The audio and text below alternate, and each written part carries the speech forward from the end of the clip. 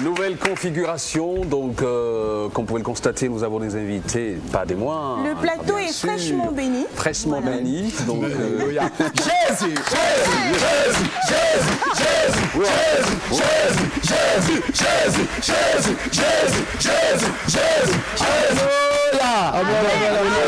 ça c'est pour les panthères, ça c'est pour les panthères.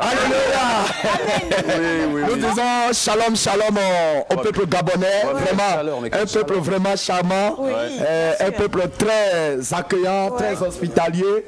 Vraiment, ici c'est le groupe international d'évangélisation et Jésus revient. On fera les présentations tout à l'heure. Attendez, on va se calmer un peu, il y a tellement de chaleur, c'est vrai que nous sommes tous dans la liesse par rapport aux performances des panthères du côté de Cameroun. Nous vous souhaitons d'abord la bienvenue sur Midi Première. Comment allez-vous? Comment allez-vous? Nous nous portons très bien ça dans se le voit, Seigneur ça Jésus-Christ se voit à travers On la fera le plein d'énergie avec vous, hein, ça c'est sûr, le plein de oui, on en a besoin, en plus nous sommes en début d'année, donc on en a vraiment besoin. Alors sur le plateau, nous avons l'évangéliste Jean Gratien, oui, voilà. Alors l'apôtre Paul, oui. Et prophète Ézéchiel, le pasteur Apollo et bien sûr le docteur Silas du groupe d'évangélisation internationale Jésus revient. Amen. Donc ce qu'on va faire, chacun un tour de table, chacun va se présenter, prendre le micro, donc on dit Jean Gratien. Oui, Jean Gratien. Il y a le R. Ah oui, mais je ne l'ai pas vu. Je l'ai pas vu, il a enfui le R. Alléluia. L'apôtre Paul. Alléluia. Je bénis le Seigneur pour notre présence sur ce grand plateau. Je suis l'évangéliste Jean Gratien, responsable du groupe international d'évangélisation Jésus revient. Voilà un mouvement de réveil suscité depuis le ciel pour réveiller les enfants de Dieu, pour réveiller les chrétiens, pour les préparer, pour les enseigner, pour les laver, pour les purifier et les préparer pour le grand festin de nos sangs. Évangéliste, on est même pourquoi arriver là-bas. De toute façon, on est déjà lancé, c'est parti. Le plus important, c'est d'en édifier. Alors, l'apôtre Paul. L'apôtre Paul. Ouais. Alléluia, et shalom, shalom au peuple gabonais. C'est avec une grande joie que ce matin nous venons parler de Jésus-Christ. Joie partagée dans tous les cas. Et nous sommes très, très contents d'être reçus sur ce plateau et nous savons très bien que le Saint-Esprit est avec nous. Oui. Amen. Alléluia. Amen. Prophète Ézéchiel. Alléluia, shalom au peuple de Dieu, shalom chers frères et sœurs. Nous vous saluons tous dans le beau et précieux nom de notre Seigneur Jésus-Christ de Nazareth. Je suis l'un des membres du groupe Jésus revient. Je m'appelle prophète Ézéchiel. D'accord. Pasteur Apollo. Gloire à Jésus. Nous vous bénissons, nous vous saluons dans le nom de Jésus notre Seigneur. Il passe, hein, vous notre Sauveur, nous glorifions son Saint-Nom, lui qui a permis que nous soyons là ce matin pour nous adresser à ce peuple qui est très nombreux et qui attendent vraiment l'avènement du Seigneur Jésus. Je suis votre bien-aimé, le pasteur Apollos du groupe international Jésus revient. Très bien. Alors, il reste le docteur Silas. Tout à fait. Gloire à Jésus. Shalom, shalom, population gabonaise. Je bénis le Seigneur Jésus-Christ pour votre vie. Évidemment, vous nous voyez beaucoup en joie et c'est la grâce de Dieu qui nous couvre.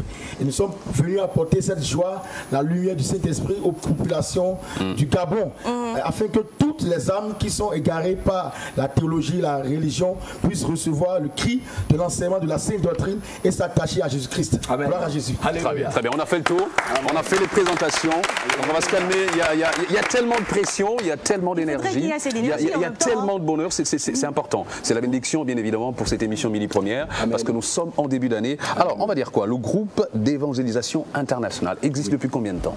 Le groupe existe déjà depuis environ 5 ans. Nous avons reçu la vision vers 2016, mais la vision a pris officiellement corps en 2020. Et ça a vu le jour du côté de Cotonou d'ailleurs. Alléluia. Nous devrons être 6. Il y a l'apôtre Abraham qui est en Côte d'Ivoire. Bon, pour des difficultés, il n'a pas pu faire le déplacement. Sinon, officiellement, nous sommes 6 membres du groupe.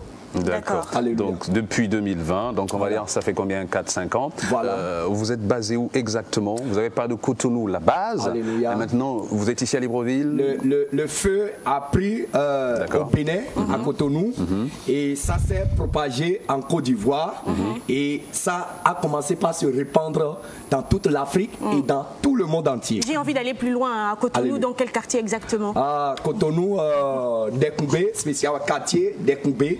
Voilà, à Cotonou, quartier Dekoumbé. Très bien. Alléluia. Et votre présence à Libreville, au Gabon? Alléluia. C'est pour développer la succursale?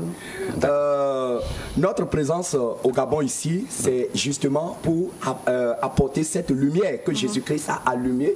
C'est pour apporter cette lumière au peuple gabonais.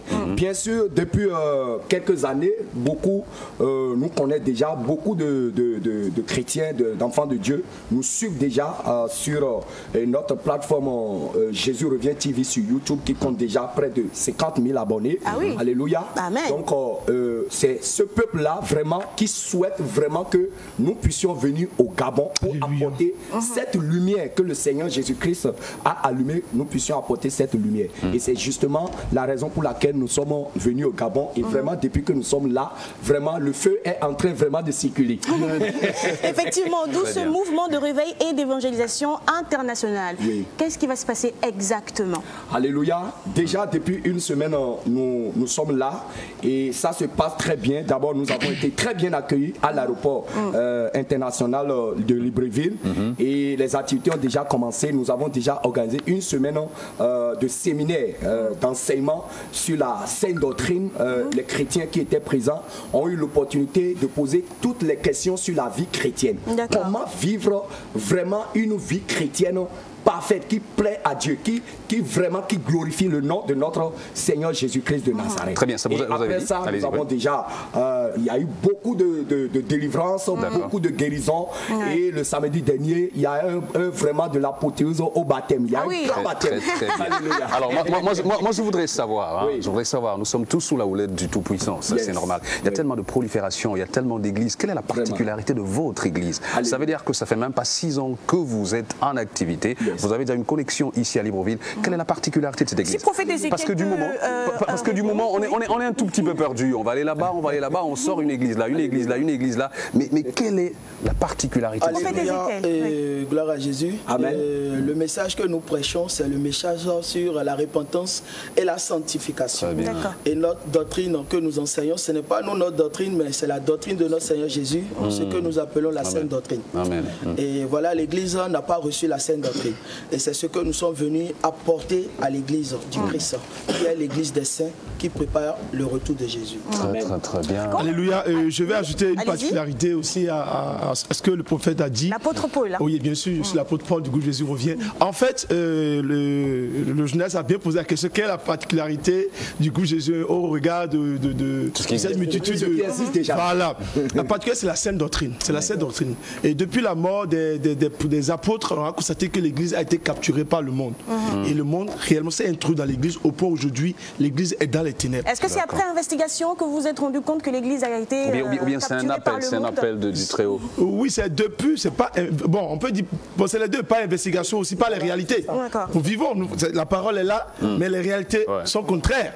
Donc ce qui a motivé même la naissance du groupe Jésus, c'est la restauration de la parole de Dieu et la préparation des saints pour le retour de Jésus-Christ de Nazareth.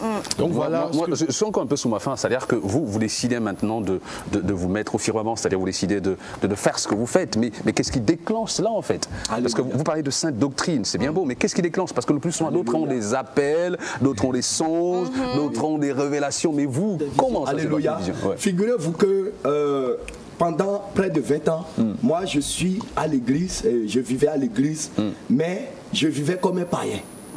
Et pourquoi je vivais comme un païen? Parce que je vivais ça c'est très bien, ça. Par rapport aux réalités. Par rapport aux réalités. Aux réalités de l'église dans laquelle je me trouvais. Mais quand je commence par méditer la parole de Dieu, je vois qu'il y a une différence entre ce qui est prêché dans la parole et ce qui se vit à l'église. Et je vous dis, c'est dans ça que j'ai commencé réellement par chercher la vérité. Seigneur Jésus, mais est-ce que c'est réellement ça, la vie chrétienne? Donc l'église abritait des païens. Voilà. Vous voyez, et c'est dans ça même que, figurez-vous que moi j'étais un ancien drogué. Je vivais ma vie de drogué, de débauche. J'étais un grand fumeur. Et à côté de ça, j'étais encore un grand impudique. Vous voyez? Mais j'aimais aussi Dieu. Mais sans savoir que aimer Dieu, c'est faire sa volonté.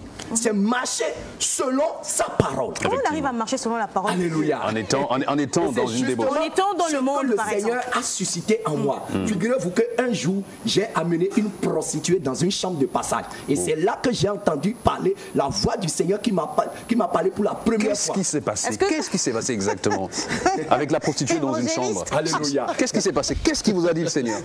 J'étais déjà marié, j'ai déjà ma femme à la maison, mais à cause de ce que je ne suis pas encore délivré de l'impudicité, donc l'esprit de l'impudicité m'a poussé encore à aller chercher une prostituée que j'ai amenée dans une chambre de passage. Excusez-moi, évangéliste Jean Gracien, bon, vous avez des couples qui vivent plus de 30 ans, 50 ans voilà, de mariage et tout.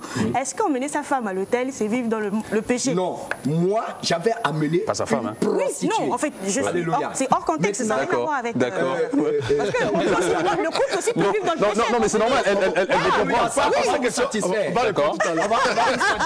D'accord. C'est les belles questions que nous devons poser. Exactement. Pour que le peuple gabonais sort des ténèbres. Amen. Attendez, si vous dites pour que le peuple gabonais sorte des ténèbres, parce que vous avez constaté qu'ils sont dans les ténèbres? Oui, quand nous sommes venus, nous avons constaté, effectivement, nous avons écouté la situation spirituelle des uns et des autres, nous avons compris effectivement que le peuple a besoin de la lumière. Les gens sont à l'église, mais ils ne connaissent pas réellement qui est Jésus-Christ. Parce que la vérité qu'on doit leur prêcher n'est pas prêchée. Alléluia. Aujourd'hui, dans beaucoup de mais c'est pas exclusif au Gabon. C'est un peu partout en Afrique. C'est pour ça justement que le Seigneur a suscité le réveil pour que nous puissions parcourir tous les pays. Nous venons justement du Cameroun. Alléluia. On a parcouru. On n'a pas répondu à la question. Pas encore. Voilà, je vais répondre à toutes les questions et justement les serviteurs de Dieu. Oui, alors si l'apôtre Paul... Laissez-moi finir ma petite histoire de chambre de passage. Oui. Qu'est-ce qu'il avait dit? Quand j'ai amené, j'ai pris la prostituée, je l'ai amenée dans la chambre de passage et j'ai pris la clé, j'ai payé et tout ça. Et donc en montant l'escalier, j'ai commencé par sentir qu'il y a un grand malaise qui commence par brûler en moi. Et quand je suis allé directement au WC. C'est dans le WC que j'ai senti un grand feu qui m'embrase, comme si j'étais dans un four. Je ne pouvais pas supporter ce feu. Et c'est dans ce feu que j'entends une voix qui me dit: ce que tu es venu faire, ne le fais pas. J'ai résisté, j'ai dit: mais qui va amener cette chair? Je veux quand même faire.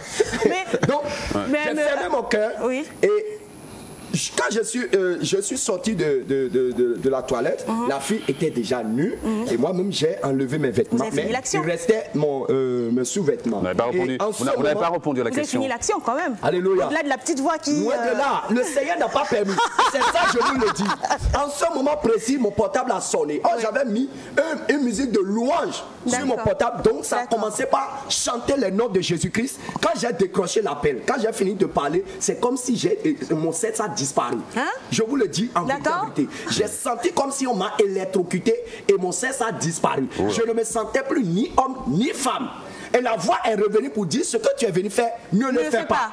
Et je me forçais encore. Et c'est là que je me suis approché de la fille et j'ai vu que c'est comme un tronc d'arbre qui est couché. Mais si déjà là-bas c'était parti, donc quelles que soient les bonnes intentions, je pense qu'il y avait plus moyen de faire. Et c'est là maintenant la voix m'a convaincu que effectivement c'est une voix divine que je n'ai jamais entendue. Et j'ai dit à la fille: bon, ok, on va se ranger, on va partir à la maison. Et elle s'est fâchée. Elle s'est fâchée. Normal. J'ai payé. Normal. Je l'ai réglé, j'ai payé son argent. Sur le chemin, quand je l'ai pris, sur le chemin, la voix est revenue pour dire: je viens de te sauver de l'impudicité. Maintenant, celle-là aussi, elle est ma fille. Tu dois lui parler de moi. Et c'est comme ça, j'ai résisté. Arrivé à un moment, je suis obligé de garer ma moto pour dire: bon, je lui ai parlé de Jésus. Elle-même s'est sombrée en pleurs parce qu'elle aussi, elle est chrétienne. Mais évangéliste, est-ce que ça, on n'appelle pas ça la culpabilité? Vous étiez en train de culpabiliser certainement du fait que vous alliez tromper votre femme. Alléluia. Est-ce que c'est réellement une voix de Dieu? Très bien. Je vous dis, ma jolie, je te dis en vérité, que la voix divine, la voix de Jésus-Christ a retenti en moi. Sinon, je te dis, j'étais vraiment un impudique. Et quand je me trouve devant une chair là, je dévorais. Après, vous conviendrez avec moi que lorsque, bon, moi je l'ai jamais entendu, je n'ai jamais eu l'occasion, je voudrais bien l'entendre un jour ou l'écouter, lorsqu'on a une présence, une parole divine, les manifestations ne sont pas les mêmes, hein, vous comprenez ce qu'on veut dire. Alors maintenant, la question que moi je veux poser est la suivante. Aujourd'hui, lorsqu'on voit des pays comme d'Afrique de l'Ouest, comme le Bénin, le Togo, ce sont des pays qui sont beaucoup plus ancrés dans la culture, la tradition, notamment le vaudou. Aujourd'hui, les populations sont un tout petit peu perdu parce que d'après certaines investigations, effectivement, ces hommes de Dieu utiliseraient quelques forces traditionnelles pour envoûter les populations. Et là, les femmes, surtout les femmes, elles sont exposées, et les jeunes, profitant même de la cupidité des populations. Aujourd'hui, ils sont là, ils vous regardent, vous êtes venus pour une action, bien sûr, qui va être développée. Alléluia. Ceux qui sont venus, ceux qui viennent déjà au programme depuis quelques jours, peuvent témoigner que le groupe Jésus revient n'est pas venu avec de l'eau bénite. Le groupe Jésus revient n'est pas venu avec de l'huile d'onction pour vendre à quelqu'un. Le groupe Jésus revient n'est pas venu avec des mouchoirs magiques. Le groupe Jésus revient ne fait pas de mouvement de tomber, tout ça là. Non. Quand tu viens à groupe Jésus revient, on te fait passer d'abord par un moment de repentance où tu vas réellement reconnaître ta vie passée et pleurer devant le Seigneur, demander pardon et renoncer à ta vie de péché. Après ça là maintenant, on va te faire passer par la délivrance. Et quand on te fait passer par la délivrance, c'est réellement de la délivrance authentique. L'esprit qui a pris ta vie en otage. Par exemple, s'il y a un esprit de Jézabel qui te pousse à l'impudicité, dans la prostitution, dans la débauche, l'esprit même va crier et il va fuir, il va sortir. Ah, on dirait qu'on est tous nés avec l'esprit de Jézabel là. Parce que là, c'est compliqué. Alléluia. Jésus-Christ est venu ici pour ça aussi. D'accord. Docteur Silas, quelle sera donc votre partition lors de ce mouvement de réveil d'évangélisation? Gloire à Jésus. Notre partition est toujours appuyée le message de l'évangile. Que le message de l'évangile soit le message qui a été enseigné par les apôtres dans la Bible.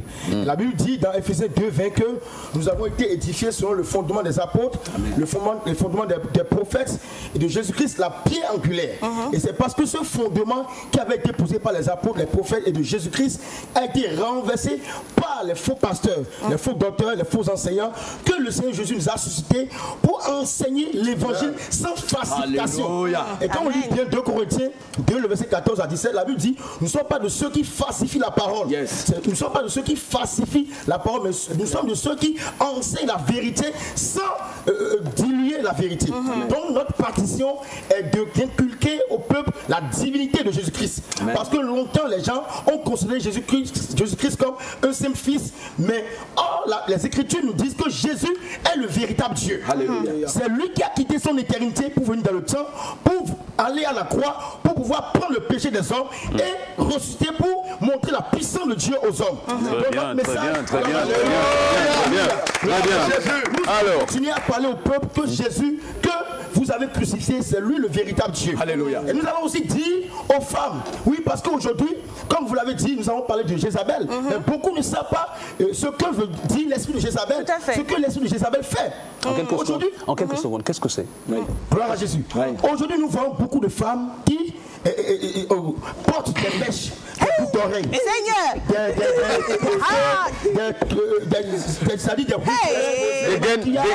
Des gaines aussi. Ça, c'est le péché. Derrière ces choses, c'est le péché. Un esprit. L'esprit de Jézabel. L'esprit de sirène des eaux. Et l'esprit qui contrôle l'esprit qui est la patronne des sirènes des eaux, c'est l'esprit de Jézabel.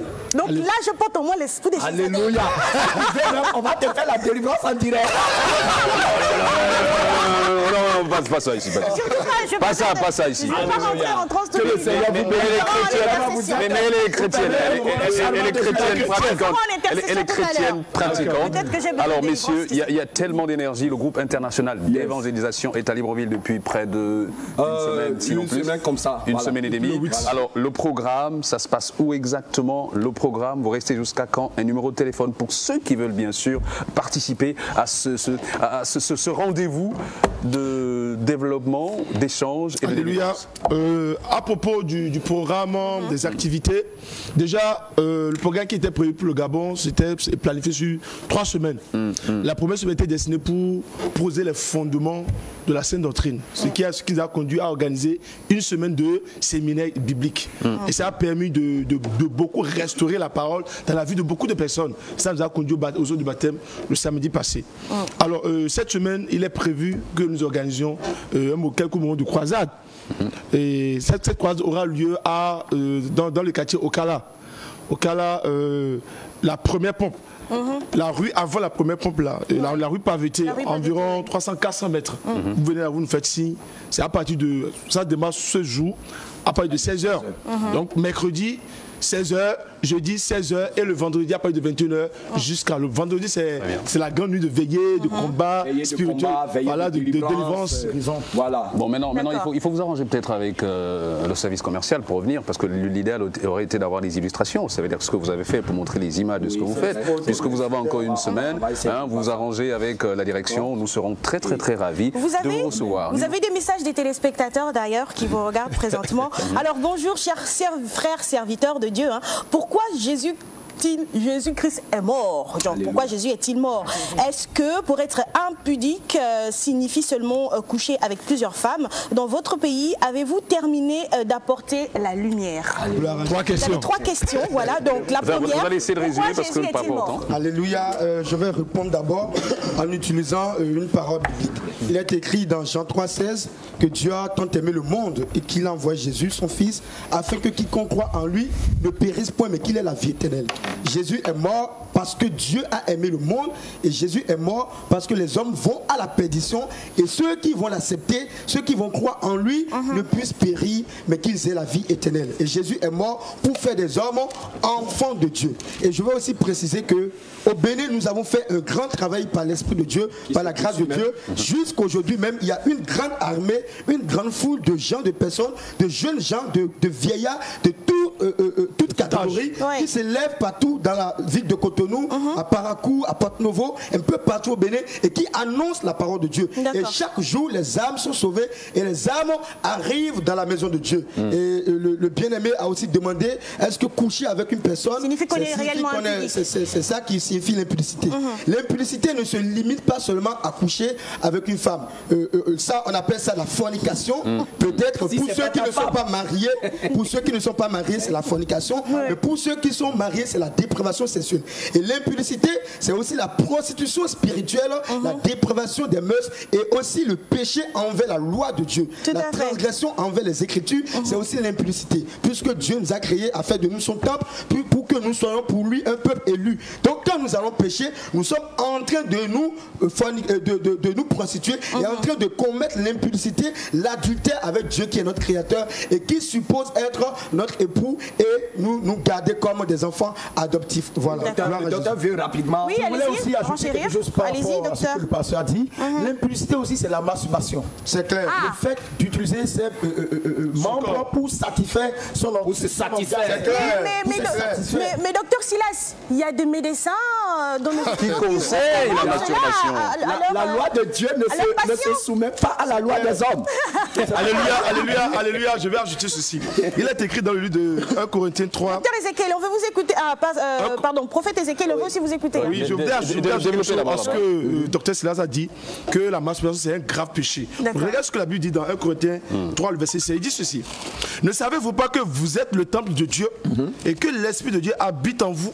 Si quelqu'un détruit le temple de Dieu, Dieu le détruira. Alléluia. Amen. Notre corps est le temple de Dieu. Notre corps habite le Saint-Esprit. Ça dit que le corps doit être à l'image de celui qui veut habiter, qui est Dieu Saint. Donc celui qui se souille en réalité. Il s'expose. Les médecins qui disent ça, la masturbation, on ressent un grand regret. Ah oui, mais pourquoi vous le dites? Si vous le dites, vous l'avez expérimenté. Alors moi, j'ai une définition ici. L'impudicité, caractère, comportement d'une personne qui transgresse sciemment et sans honte les convenances sociales en matière de sexualité. Une personne qui sociale, moi je vais dire divine, sociale. C'est clair. Ça c'est tout. Ça c'est définition. Mais lorsque vous dites, excusez-moi, je vous salue un tout petit peu, lorsque vous dites qu'après la masturbation, vous avez un regret, ça veut dire que Dieu bien avant d'avoir la lumière. Le désir impur pousse à ce genre de choses-là. Et lorsqu'on finit, on ressent un grand regret. Mais vous avez ces informations d'où? Oui, moi-même, j'étais dans ça.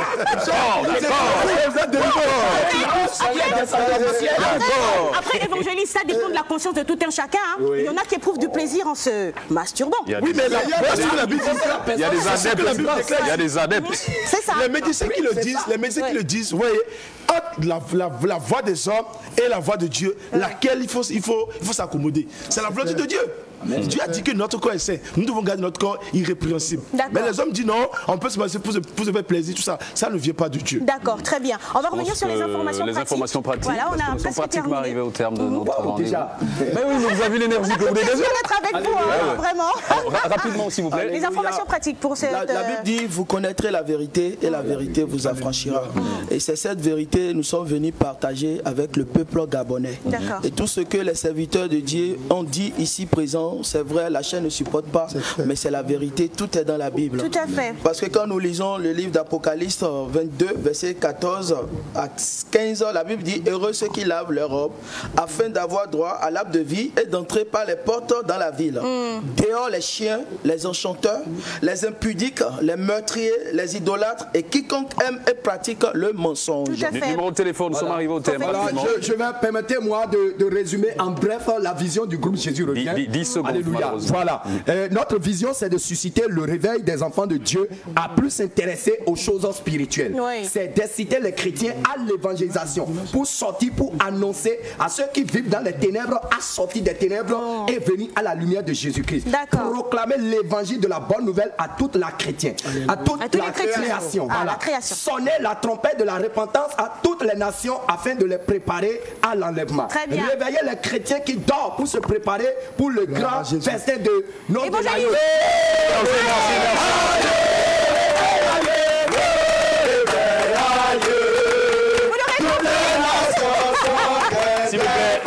S'il vous plaît, merci.